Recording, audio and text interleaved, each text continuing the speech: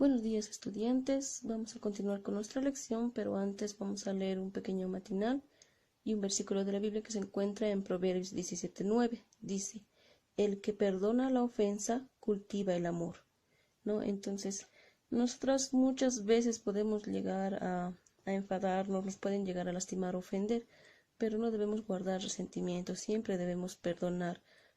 A veces es muy difícil, pero es lo mejor y lo más correcto, no por las demás personas, también especialmente por ti. ¿Listo? Entonces, medita en eso, a veces es difícil, pero es muy bueno perdonar. Muy bien, vamos a continuar con nuestra lección, ¿ya? Y vamos a hablar el día de hoy acerca de las aleaciones y las amalgamas, ¿ya? Vamos a comenzar primero por las aleaciones. ¿Qué son las aleaciones? Son la unión y la combinación de dos o más metales, o en algunos casos también pueden incorporarse algunos no metales como el cromo, el antimonio, por ejemplo, el silicio. Hay dos formas de obtener aleaciones, una que es un proceso llamado electrólisis y la otra que es llamada también proceso por fusión. En este caso es la más empleada, la de fusión, ¿ya? ¿Por qué? Porque generalmente lo utilizan y lo aplican personas del ámbito en joyería y también personas que trabajan en metalurgia, ¿ya? ¿Cuál es el principal objetivo de estas aleaciones? Es evitar la oxidación.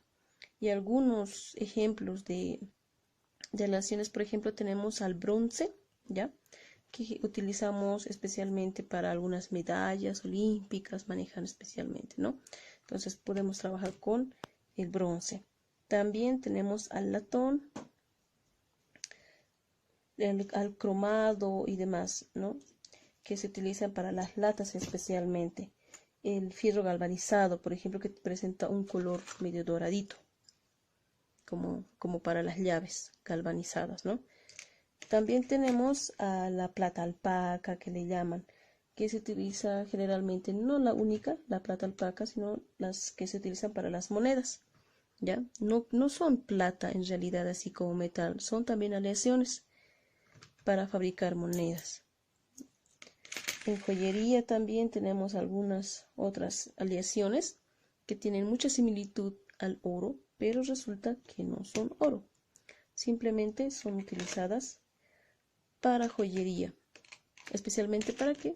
Para evitar oxidación, para que el oro, para que la plata o el metal que se encuentra al interior no se vea ni tampoco se empiece a oxidar, que generalmente para esto utilizan cobre para la mayoría de las joyas, ¿no? Y para lo del fierro galvanizado y otros utilizan para las latitas de leche, por ejemplo, utilizan estos revestimientos. Y si ustedes buscan en las latas, igual revisan en las latas de duraznos en almíbar, de pinturas y demás, tienen un color diferente. No es igual a las demás, ¿no? Más plateadito, como si tuviera aceite encima. Entonces las aleaciones están muy presentes en prácticamente muchas de las cosas que nosotros manejamos. ¿Listo? Mencionamos también que otra de las aplicaciones que tenemos para las aleaciones generalmente se utilizan en las industrias. Las hojalatas, como habíamos mencionado, las latitas de leche y demás latitas, son hojalatas, incluso las de espuma, por ejemplo, que manejaban, son hechas en hojalata. Y estas hojalatas tienen una combinación entre hierro y estaño. Hierro es lo que está la parte dura y el revestimiento delgado es de estaño, ¿ya? Vienen en proporciones, especialmente también, como ejemplo, tenemos las monedas, que vienen en ciertas proporciones. Nos menciona una proporción de 90% plata y 10% cobre. Quiere decir que esto ha sido mezclado, fundido y que contiene 90% de plata y 10% de cobre, ¿no? ¿Para qué? Para la característica rígida y poder hacer esos moldeajes que tenemos, ¿no? Entonces, vemos que las aleaciones también son bastante aplicables en el ámbito industrial. Ahora nos vamos a ir con las amalgamas. Las amalgamas son la combinación entre un metal y un mercurio. La notación o la fórmula para estos y los compuestos más principales, tenemos aquí tres ejemplos, ¿no? La forma en la que deben estar ordenados es primero el metal, luego el mercurio, ¿ya? Aquí, por ejemplo, tenemos al al amalgama de sodio, al amalgama de plata y el amalgama de estaño. El amalgama de sodio se utiliza especialmente en laboratorios para la obtención de hidrógeno. El amalgama de plata se utilizaba como la parte brillosa de un espejo para crear espejos justamente, ¿no?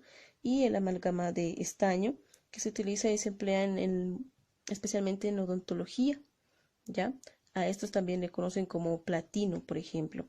Y es un pequeño líquido que te ponen en los dientes cuando se te pica. Entonces te ponen y se utiliza en esta parte en odontología. Son algunos de los que podemos denotar, ¿no?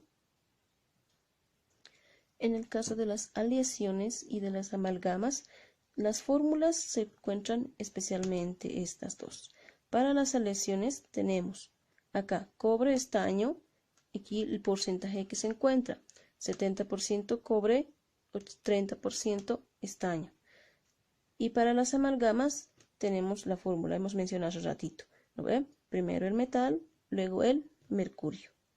¿Cómo diferenciamos entre una aleación y una amalgama? Obviamente, las amalgamas se caracterizan porque llevan mercurio, pero las aleaciones no, tienen dos metales y de paso tienen la cantidad de cada elemento que tiene en la combinación, ¿no?